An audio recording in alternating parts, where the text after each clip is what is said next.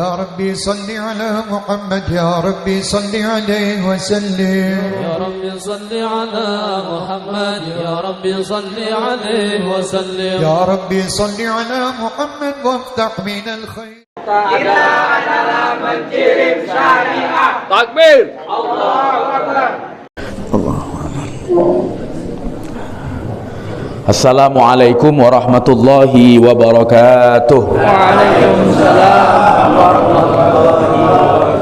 Alhamdulillah wa musallian ala rasulillah Sayyidina Muhammad ibn Abdullah wa ala alihi wa sahbihi wa mawalah wa la hawla wa la quwata illa billah. Ashhadu an la ilaha illallah wahdahu la syarika lah wa ashhadu anna Sayyidina Muhammadan abduhu wa rasuluh. Allahumma la sahla illa ma ja'altahu sahla wa anta ya hayyu ya qayyum taj'alul hazan idza syi'ta sahla. Allahumma rzuqna ikhlasan niyati lillahi ta'ala. Allahumma aghnina bil ilm wa zayyinna bil hilm wa akrimna bit taqwa wa jammilna bil afiyah ya arhamar rahimin. Amma ba'du. Para orang tua kami, para tokoh masyarakat, para tokoh agama, para asatid yang hadir, mobil khusus ada Ustaz Salman, Ustaz Nazaruddin, seluruh jajaran pengurus BKM Masjid atau Musalla Nurul Iman, dan kita semuanya yang hadir pada pagi hari ini yang insya Allah kita semuanya adalah orang-orang yang dimuliakan oleh Allah Subhanahu wa ta'ala. Mari sama-sama kita bersyukur kepada Allah dengan mengucapkan Alhamdulillahi Rabbil Alamin atas segenap limpahan rahmat dan nikmat dari Allah Subhanahu wa ta'ala. Begitu juga mari sama-sama kita bersolawat kepada baginda Nabi kita, Nabi besar Nabi Muhammad sallallahu alaihi wa alihi wa sahbihi wasallam. Seraya kita mohonkan kepada Allah salawat yang kita bacakan ini agar kiranya disampaikan Allah kepada beliau, dan kita berharap kepada Allah moga-moga kita semuanya nanti adalah orang yang pantas untuk diberikan syafaat di hari kiamat kelak. Amin amin ya rabbal alamin. Kita mulai kajian kita dengan harapan moga-moga dengan berkah mengaji pada pagi hari ini, jikalau ada yang sakit di antara kita semoga Allah sembuhkan, yang punya kesulitan ekonomi semoga Allah lapangkan, yang punya banyak hajat semoga Allah kabulkan. Ala hadhihi niyah wa ala kulli niyatin salihah wa husnil khatimah. Al-Fatihah. A'udzu billahi minasy syaithanir rajim. Bismillahirrahmanirrahim. Alhamdulillahi rabbil alamin. Arrahmanir rahim. Maliki yaumiddin. Iyyaka na'budu wa iyyaka nasta'in. Ihdinas siratal mustaqim. Siratal ladzina an'amta 'alaihim ghairil maghdubi 'alaihim waladdallin. Amin. Oke. Kita mulai pagi hari ini kajian hadis kita begini. Kalau dalam ilmu hadis ya, ilmu mustalah hadis, kalau yang mengucapkannya itu Nabi, maka hadisnya dikenal dengan nama hadis marfu'. Kalau yang ngucapnya sahabat, contoh ngucapnya sahabat gimana? Misal Sayyidina Ali berpesan gini gini gini, Sayyidina Umar ucapannya gini gini gini, maka itu namanya hadis mauquf. Kalau tabi'in yang mengucapkannya, maka namanya hadis maqtu'. Ya, jadi ada tiga itu. Kalau Nabi marfu', sahabat namanya mauquf, jadi ucapan sahabat terhitung hadis. Begitu juga tabi'in. Tabi'in ini kan generasi setelah sahabat, namanya juga hadis, kategorinya hadis maqtu'. Apa yang mau kita bahas?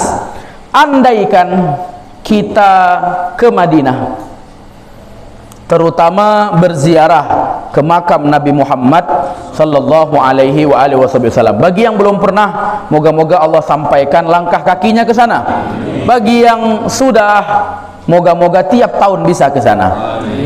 Andaikan kita ziarah ke makam Nabi, ya kayaknya semuanya tahu ya, ada kata Nabi, antara rumahku dengan mimbarku raudhah, taman dari taman sorga. Nah, yang mana rumah Nabi? Yang sekarang jadi makam Nabi itu.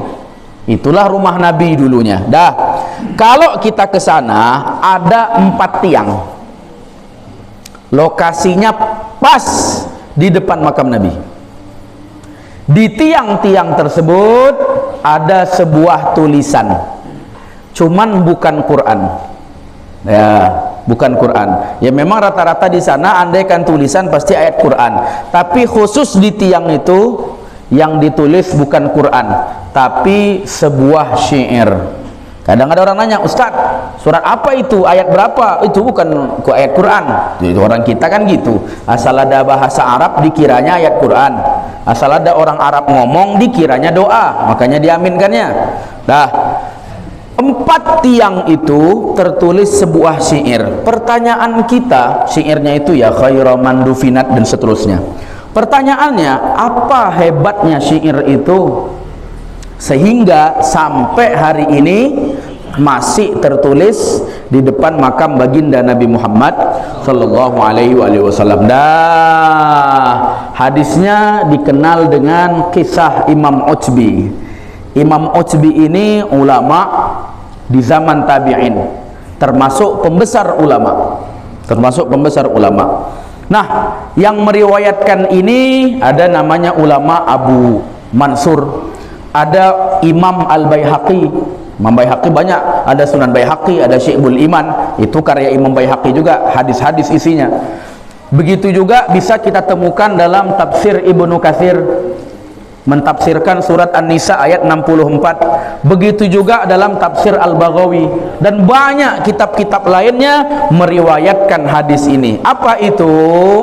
Imam Utsbi bilang, indama ji'tu li ziyarati Rasulillah, ketika aku datang untuk berziarah ke makam Nabi, karena ini kasusnya setelah Nabi wafat. Ketika aku datang berziarah ke makam Nabi, ja'al a'rabi, datang orang Arab Badui juga berziarah ke makam Nabi. Datang Arab Badui ini tadi. Oleh Imam Utsbi diperhatikan apa yang dilakukan si Arab Badui ini tadi. Maka ketika Imam Utsbi memperhatikan, datang Arab Badui, kemudian dia ucapkan salam ke Nabi, salam ke Sayyidina Abu Bakar, salam ke Sayyidina Umar. Kenapa 3 orang Ustaz? Karena di komplek makam Nabi itu ada 3 makam. 1 makam Rasulullah, 2 makam Sayyidina Abu Bakar, 3 makam Sayyidina Umar.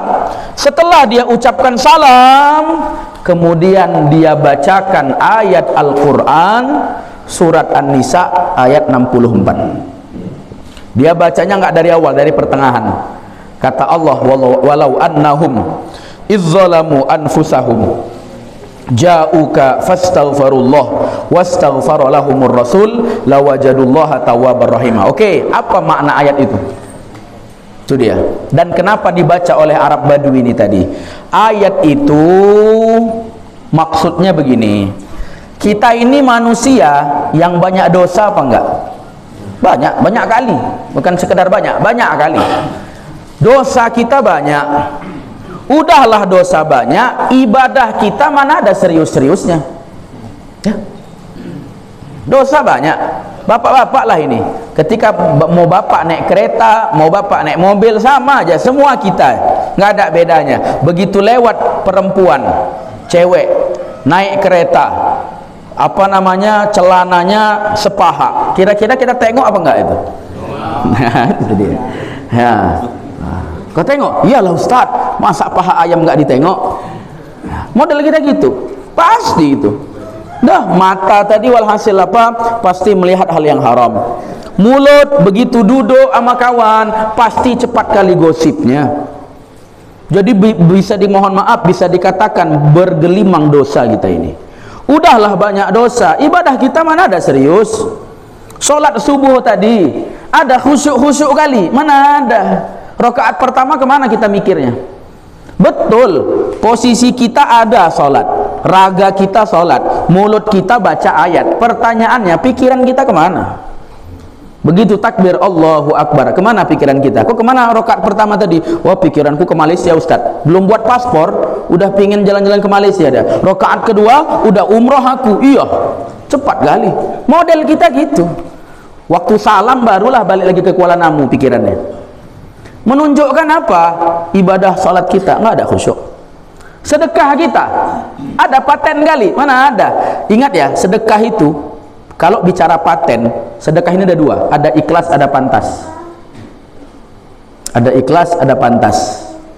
Kalau bicara paten, yang pantas, bukan yang ikhlas, yang pantas. Ya, kalau bicara untuk agama, yang pantas, ikhlas belakangan. Cuman rata-rata kita ini nyari yang ikhlas. Kalau yang pantas gimana Ustadz? Ya harusnya banyak. Itu harusnya. Ya, cuman kita nih ngambil yang ikhlas. Udahlah, itu pun memang nggak ada rasa-rasa ingin ingin menolongnya. Macam tadi kotain Pak lewat, tengok kantong, yang gambar Soekarno minggir kok sikit, yang gambar Patimura, yang gambar-gambar 2000, masukkan. Model kita kayak gitu. Jadi banyak dosa, ibadah tak serius. Pertanyaannya, kan cara melebur dosa itu kan dengan istighfar. Begitu kita baca istighfar dengan keadaan kita yang seperti ini, apa yakin langsung diampunkan oleh Allah? Itu dia. Apa yakin langsung diampunkan oleh Allah? Ustadz, langsung pasti diampunkan oleh Allah. Engkau siapa? Kok yakin Allah ampuni? Siapa?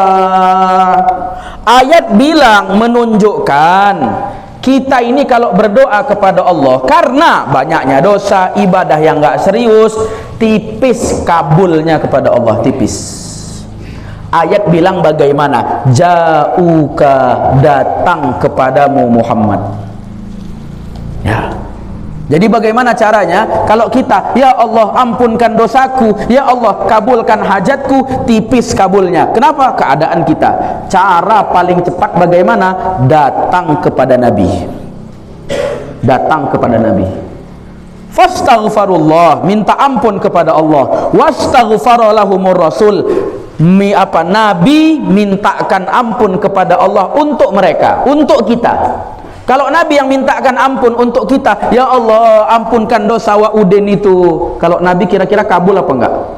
Pasti. Kenapa kabul? Karena Nabi orang yang dekat dengan Allah Subhanahu wa ta'ala. La wajadullaha tawwabar rahima. Mereka akan menemukan Allah itu zat yang maha menerima tobat, zat yang maha pengasih. Dah. Jadi caranya datang kepada Nabi. Ini dulu yang dilakukan sahabat. Sahabat dulu kalau ada masalah, bukan cuman urusan akhirat, urusan duniawi pun datangnya ke Nabi. Mari kita baca, andai kan kita buka riwayat, di antaranya sahabat Abu Qatadah yang dalam perang matanya tertancap panah. Cemana itu? Kita mohon maaf gini, ada ibu-ibu nyincang bawang, begitu kegores jarinya kena pisau, itu pasti pedih. Bapak keluar dari masjid, keluar dari musola, sendal hilang. Begitu bapak pulang, tepijak kerikil, aduh apa enggak itu? Bagaimana panah nusuk ke dalam mata? Maka dicabut, ya enggak mungkin dibiarkan masuk ke dalam mata. Begitu dicabut anak panah tadi, sak mata-matanya pun ikut keluar. Kemana dia datang? Kemana yang dia cari? Apa dia ke dokter? Enggak. Tabib? Enggak. Dukun patah? Apalagi sangkal putung? Enggak. Datang yang diingatnya langsung ke Rasulullah sallallahu alaihi wasallam. Sampai kepada Nabi, maka dia katakan, ya Rasulullah, hadza aini, ini mataku cemana? Kata Nabi, in sabart falakal jannah. Kalau engkau sabar, balasanmu surga. Kalau kau sabar nih. Tapi kalau aku sembuhkan, surgamu belum tentu dijamin. Maka sahabat ini bingung, kalau mataku sembuh, surga belum dijamin. Tapi kalau aku sabar, mataku sebelah kero kayak gini, dijamin surga. Maka yang dia pilih, Nabi menyembuhkan matanya. Ya Rasulullah, sembuhkanlah mataku, surga masih bisa dikejar. Kenapa sahabat ini milih sembuh matanya? Dalam riwayat, sahabat ini tukang kawin. Ya, begitu nengok cewek, nengok perempuan, takut perempuan tadi nggak mau sama dia karena matanya kero sebelah, maka dia pun meminta kepada Nabi supaya matanya disembuhkan. Oleh Nabi matanya dipasangkan kembali seperti sedia kala, sembuh. Apa kata sahabat ini? Aku punya dua mata, tapi mataku yang sakit, yang setelah disembuhkan Nabi, itulah mata yang paling terang pandangannya. Begitulah dulu sahabat, ada masalah datang ke Nabi. Bahkan urusan lain, masalah urusan jodoh. Kalau kita baca dalam riwayat perang Uhud, Nabi kan nangis itu 3 sahabat itu. 1, Nabi nangis kepada Hamzah karena paman beliau. 2, nangis kepada Mus'ab bin Umair. Mus'ab bin Umair ini kenapa Nabi sedih? Kenapa Nabi nangis? Mus'ab ini termasuk orang paling kaya sekota Mekah di zaman itu. Di zaman itu. Saking kan kayanya Mus'ab, lau masya fit tariq, andaikan Mus'ab itu lewat di jalan, orangnya udah lewat, baqiya raihah, tinggallah bau minyak wanginya masih ada di jalan itu. Saking kan mahalnya minyak wangi yang dia pakai. Dan itu kalau Bapak tahu, ada minyak wangi yang ukuran segini, di kita paling harganya 10.000. Tapi andaikan yang asli dari tanduk kijang misik, kijang hewan ya, bukan inopa, asli, harganya itu kisaran 10 sampai 15. Semahal itu. Dan bayangkan sekaya itu Mus'ab. Begitu dia masuk Islam, hendak hijrah, apa kata orang tuanya? Kalau kau pilih Muhammad, harta kau pulangkan. Tapi kalau kau milih kami, kau pilih agama nenek moyangmu, harta silahkan, kalau masih kau pakai, kau pakai. Mana yang dipilihnya? Dia pilih ikut bersama Rasulullah sallallahu alaihi wasallam, berangkat. Termasuk sahabat Mus'ab ini orang yang pertama hijrah. Karena sebelum Nabi hijrah, sebelum sahabat lain hijrah, dia dulu diutus Nabi untuk mengajarkan orang Ansor baca Quran. Dah, begitu dia ikut Nabi, ditinggalkan seluruh hartanya, kekayaannya. Dalam perang Uhud, wafat, cuman punya 1 baju. Ditutup kepada kaki, kepala sampai dada terbuka. Ditutup ke kepala, kaki sampai betis terbuka. Sedih Nabi. Kenapa? Teringat cemananya kaya dulu si Mus'ab ini. Tapi ikut dengan Nabi, ditinggalkan seluruh hartanya, wafat dalam keadaan punya hanya punya 1 helai pakaian. Subhanallah. Ada sahabat yang ketiga. Kenapa Nabi sedih? Nabi teringat ini sahabat. Jadi kejadiannya, sahabat ini termasuk orang yang, kalau bahasa dalam riwayat, akbah, paling jeleknya sahabat. Jadi satu kota Madinah, bicara paling jelek, paling buruk dia. Udah banyak perempuan dia datangi untuk dia ajak menikah, tak ada satupun yang mau. Bahkan perempuan terjelek sekota Madinah pun nolak dia. Cemana itu? Ya, istilahnya kalau bahasa kita, kau mau sama abang dek? Enggaklah bang, aku jelek, abang jelek, anak kita lebih hancur. Ya, jadi kau nyari siapa? Aku nyari yang lebih mending sikit lah. Setidaknya kalau aku jelek, dapat orang yang ganteng sikit, ada perbaikan ke keturunanku. Begitu. Capek dia. Datang ke perempuan tak ada yang mau. Begitu juga datang ke sahabat laki-laki yang punya anak perempuan, mereka pun pada cepat-cepat nutup pintu. Dia takut punya menantu kayak gini, hilang masa depan anaknya, kan begitu. Datangnya kemana dia? Kemana tempat curhatnya? Datang kepada Rasulullah sallallahu alaihi wasallam. Panjang cerita, tapi intinya oleh Nabi, ya, Nabi pun bertanya, siapa perempuan yang ingin engkau nikahi? Ditunjuknya pula perempuan paling cantik. Kita begitu nengok riwayat ini, mak mentiko nih. Ya. Tapi subhanallah, Nabi tahu ini orang, walaupun dari segi zahir wajah mungkin tidak tampan atau bagaimana, tapi hatinya hati bersih.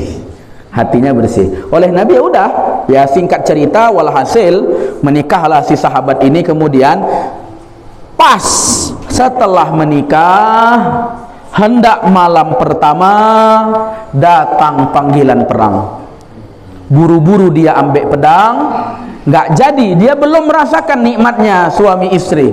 Buru-buru dia kemudian ikut perang bersama Nabi, wafat. Nabi sedih, kenapa? Teringat cemana dulu susahnya dia nyari perempuan untuk dinikahi. Udah dapat, sayangnya belum merasakan ya kenikmatan yang Allah berikan di dunia ini. Maka Nabi sedih.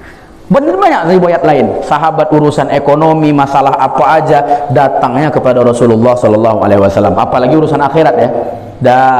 Maka begini, kalau kita hidup di zaman Nabi, andaikan ada masalah, kayaknya enak ya, ada masalah curhatnya ke Nabi. Cuman kan pertanyaannya, Nabi kan udah wafat kan itu. Bagaimana?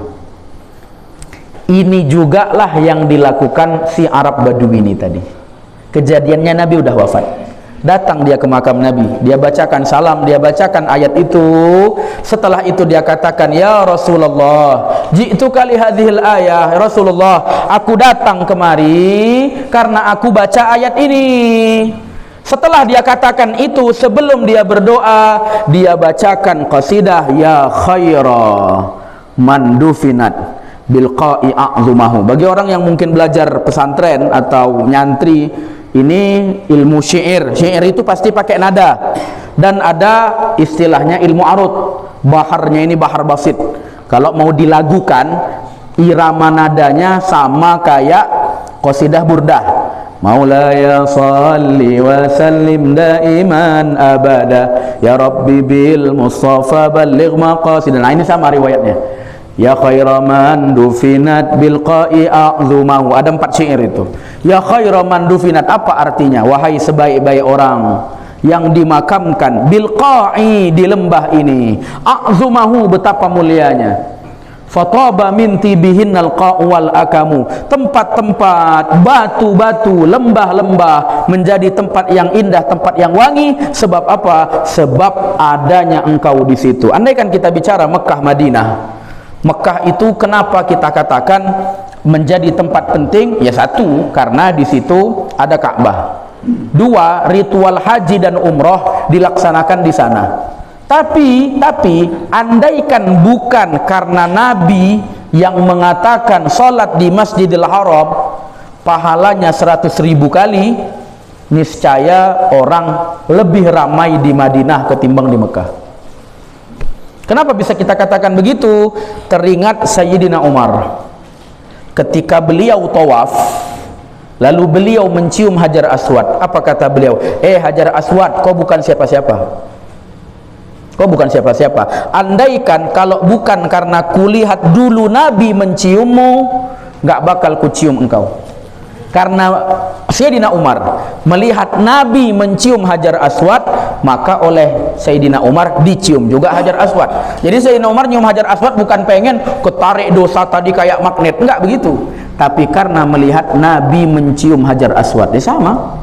Kalau bukan dulu Nabi katakan salat di Masjidil Haram 100.000, Nabi praktekkan ritual haji dan umrah seterusnya, ini saya sepi, lebih ramai orang di Madinah. Kenapa Madinah luar biasa? Karena di situ ada jasad baginda Nabi kita Muhammad sallallahu alaihi wasallam. Nah, saya nggak bisa bicara bagi yang belum pernah, dan cuman saya hanya bisa berharap bagi yang belum pernah, moga-moga Allah sampaikan ke sana. Dan itu akan kita rasakan. Ustadz, adakah amalan khusus? Dulu Syekhuna Maimun Zubair, guru kita, guru juga Ustadz Ali Nusron itu yang mulazim sama beliau ya. Beliau dulu mewasiatkan ke kita, ke Maimun Zubair, ada waktu yang terhitung doa diijabah. Kapan itu? Waktu sholat. Cuman waktu sholat ini syaratnya kalau mau doa harus pakai bahasa Arab. Kapan waktu yang terbaik? Ada 2, sujud sama sebelum salam. Habis Bapak fil alamina innaka hamidum majid itu waktu terbaik doa. Beliau ajarkan Allahumma ballighni ziyarah Makkah wal Madinah. Itu diajarkan beliau. Allahumma ballighni ziyarah Makkah wal Madinah. Ya Allah, sampaikan ke aku untuk bisa berkunjung ke Mekah dan Madinah. Itu beliau bilang, yang ngamalkan itu insya Allah. Kalau nggak berangkat haji, minimal berangkat umroh lah, setidak-tidaknya. Artinya dia pernah mengunjungi Mekah, pernah melaksanakan ibadah di sana. Nah, subhanallah, saya ngajarkan itu ada ke jamaah. Duluan dia berangkat timbang awak. Nah, ada jemaah, mohon maaf kalau mungkin bicara pekerjaan kuli. Ya, kita tahu ya kuli itu gajinya berapa, kita tahu semua. Belum nanti kalau misalkan proyeknya udah beres atau si yang punya rumah memberhentikannya, kita tahu kayak gimana gajinya. Subhanallah, dia punya bos. Apa kata bosnya? Bosnya baru tobat. Kau mau berangkat umroh? Ya maulah bos, siapa yang nggak mau? Dikiranya bercanda, ternyata betulan didaftarkan nama bosnya. Subhanallah. Ya, subhanallah. Saya sendiri juga ngamalkan itu waktu sebelum berangkat. Ya subhanallah, hal yang tak mungkin Allah realisasikan. Jadi bagi bapak yang mau ngamalkan, usahakan diamalkan itu.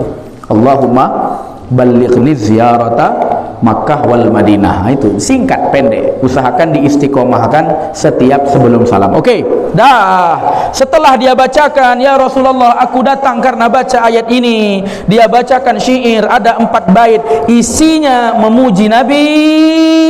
Kemudian dia berkata, ya Rasulullah, mintakan kepada Allah agar Allah ampunkan dosaku. Menangis Arab Badui ini tadi. Itu kalimatnya. Ya Rasulullah, mintakan kepada Allah agar Allah ampunkan dosaku. Itu kalimatnya. Kemudian dia menangis, dia pun pulang. Imam Utbi masih di situ. Imam Utbi kemudian asabani nu'as, kata beliau. Kemudian aku ngantuk, aku pun tertidur. Di dalam tidurnya Imam Utbi. Ini enaknya. Ulama kalau tidur sikit aja mimpinya Rasulullah sallallahu alaihi wasallam. Ini kenikmatan yang luar biasa. Ya, ini enaknya. Nah, jadi ya saya pun mau bilang bagi bapak yang pas ngaji kali ini, kalau dia tidur mimpinya Nabi, silahkan. Ya, kalau perlu bantal awak sediakan. Nah, cuma pertanyaannya bapak mimpi apa ini kan itu. Nah, mimpi Nabi apa janda? Nah, kesimpulannya dalam mimpi tersebut datang Nabi. Ya Utbi bangun, kejar Arab Badui itu. Akhbirhu, kasih tahu dia. Annallaha azza wa jal, sesungguhnya Allah subhanahu wa ta'ala telah mengampunkan dosa-dosanya. Syahid, apa yang kita ambil dari hadis ini? Bagi yang kita punya dosa, pengen ampunan dari Allah. Bagi kita yang punya hajat, utang gak lunas-lunas, anak gak lulus-lulus, udah lulus gak dapat kerja, apapun hajat dunia, hajat akhirat, ulama katakan kaifiyah, ada sebuah cara. Doa itu asra' lil ijabah, paling cepat dikabulkannya, pakailah cara Arab Badui ini tadi. Apa itu? Sebelum dia doa, dia puji dulu baginda Nabi Muhammad sallallahu alaihi wasallam. Puji dulu Nabi. Dah setelah itu bagaimana? Ucapkan doa apa yang kita minta kepada Allah. Setelah itu hajatnya sama, lalu ucapkan ya Rasulullah, mintakan kepada Allah agar Allah ampunkan dosa-dosaku. Kata ulama, cara ini terutama dengan memuji Nabi tadi, cara tercepat agar doa diijabah oleh Allah Subhanahu wa taala. Dan begitu dulu, baik sahabat, baik ulama. Sahabat ketika datang ke Nabi dibacakannya syair. Tujuannya apa? Untuk meraih cinta Nabi. Makanya ada burdah Ka'ab bin Zuhair itu, banat su'adu faqalbil yawma matbulu. Enggak saya jelaskanlah di pertemuan kali ini, agak panjang itu kisahnya. Tapi intinya itu yang dilakukan sahabat. Maka kalau besok kita melihat ada orang kumpul maulid, ada orang kumpul di situ ada bersyair memuji Nabi, maka jangan katakan mereka bernyanyi. Kadang ada orang, tengok tuh ngapain kalian di masjid nyanyi-nyanyi. Kita bukan nyanyi, tapi bersyair memuji Nabi Muhammad sallallahu alaihi wasallam. Itu dulu yang dilakukan sahabat. Maka besok andaikan jumpa mak-mak baca marhabanan, atau jumpa orang maulid, ya Nabi salam alaika, bukan nyanyi, tapi itu bersyair memuji Nabi. Ini juga sekaligus untuk saya jelaskan ini kenapa aneh kalau acaranya maulid tapi nggak ada berselawat dan memuji Nabi. Aneh itu, aneh. Jadi kalau itu harus ada. Kenapa? Maulid itu kita berbahagia karena lahirnya Nabi, otomatis juga membahagiakan Nabi. Jadi bagaimana? Buatlah sesuatu yang membahagiakan Nabi. Jangan sampai buat yang Nabi nggak suka. Apa contohnya? Ada kasus di Jawa, BKM mengadakan maulid, panitianya anak remaja masjid, dibuat lomba. Ada pula lomba joget, lomba joget TikTok. Ini Nabi nggak suka, jangan dibikin. Ada juga, mohon maaf, dibuat perlombaan. Boleh. Dalilnya mana? Fastabiqul khairat, nggak ada masalah. Catatannya jangan sampai jadi area judi. Apa contohnya? Lomba-lomba azan, bagus nggak? Bagus. Cuman datang dia dipakai uang pendaftaran. Masih boleh, masih boleh. Cuman uang pendaftaran jangan dipakai hadiah yang menang. Kalau dipakai hadiah yang menang namanya judi. Ini mohon maaf, terkadang kita, masa ada masjid kayak gitu? Saya nemukan kasus banyak anak remaja masjid kita bilang kayak gitu, baru dia sadar, oh itu judi ternyata Ustaz. Judi. Apa bedanya? Yang daftar 10 orang, lomba azan, pendaftarannya 10.000, hadiah lomba 100.000, kan gitu. 10 orang 10.000, dah berarti berapa? Pas 100.000. Dari itulah dipakai untuk hadiah lomba. Nggak boleh. Kalau pakai misalkan nyewa tenda, silahkan, tidak masalah. Untuk apa namanya, untuk bayar atau untuk memberi hadiah kepada juri, silahkan. Tapi kalau untuk hadiah lomba, itu nggak boleh. Nah, jadi jangan buat sesuatu yang Nabi nggak bahagia. Apa yang membuat Nabi bahagia? Salah satunya memuji Nabi kita Muhammad sallallahu alaihi wa alihi wasallam. Wallahu alam. Waalaikumsalam warahmatullahi wabarakatuh. Bertanya hukum merayakan hari ulang tahun itu bagaimana Ustaz, dan kalau memang itu salah, macam mana cara kita mengharapkan sama orang tua sementara orang tua menunggu, memang ditunggunya apa hari-hari ulang tahun. Ya, oke. Dah, apakah perayaan ulang tahun dikategorikan haram? Jawabannya tidak. Jawabannya tidak. Sebab apa? Nabi dulu berbahagia dengan hari lahirnya. Apa yang Nabi lakukan? Nabi lakukan dengan berpuasa. Ya memang, ini kan kita bilang ya unsurnya bahagia. Kalau Nabi cara bahagianya dengan puasa. Model kita ada kayak gitu? Nggak ada. Dah, selama berbahagia nggak ada masalah. Yang penting tidak sampai melakukan perkara haram atau perkara yang dilakukan oleh orang-orang fasik. Contohnya apa itu? Ulang tahun nggak ada masalah. Kita buat syukuran ke diri sendiri nggak apa-apa. Misalkan kita buat makanan untuk diri sendiri nggak ada masalah. Berapa banyak dalil masalah sedekah? Berapa banyak dalil tawassu'ah alal iyal, memberi kepada keluarga itu makanan yang enak? Banyak dalilnya. Banyak dalilnya. Yang nggak boleh itu contoh ada perkara haram. Contohnya apa? Pakai topi. Ya, itu apa? Namanya topi Sarnomento. Panjang cerita. Intinya itu topi dipakai di Spanyol dulu. Nanti mungkin pertemuan berikutnya bisa kita bahas. Itu dipakai kapan? Dipakai di masa Spanyol. Dipakai oleh orang-orang yang murtad. Untuk menandakan mana yang non-muslim asli, mana yang muslim yang murtad. Dipakai itu. Ya, itu nggak boleh. Kemudian masalah kue, ada masalah? Nggak ada masalah kuenya. Dah, lilin, lilin baru khilaf. Dah, lilin baru khilaf. Sebagian ulama, dan saya condong kepada juga yang tak boleh. Apa itu? Sebagian ulama mengatakan tidak diperbolehkan. Kenapa? Lilin ini kan termasuk bentuk ibadah milik non-muslim. Jelas ya? Lilin, kan ada yang non-muslim ibadah pakai lilin. Kedua, tiup lilin, ini mohon maaf, sekelas pendeta aja, apa kata dia? Itu acara satanisme, acara penyembah setan. Kenapa? Karena menutup mata, kemudian dia tiup lilin, dia berdoa, ini pendeta yang bilang, bukan, artinya bukan di ranah kaum muslimin, di ranah mereka sendiri aja banyak yang nggak setuju. Kenapa? Karena itu penyembahan kepada setan. Apalagi di kita. Jadi cuman Ustadz, ya udah berapa usia anak? 10 tahun. Ya udah, jadi biasanya gimana? Ya kami tancapkan 10 lilin, ganti pakai 10 cabai, sama aja nya. Ya, sama-sama 10 gitu. Nah, jadi yang itu yang nggak boleh. Sama yang selamat itu yang nggak boleh. Gantilah pakai yang bagus. Ya, kok sekarang ada syair mabruk, alfa mabruk itu. Itu aja pakai caranya. Nah, jadi ulang tahunnya nggak masalah ya. Ulang tahunnya nggak masalah. Sebagian ulama memang nggak setuju. Kenapa? Karena yang kita peringati pakai Masehi. Itu aja.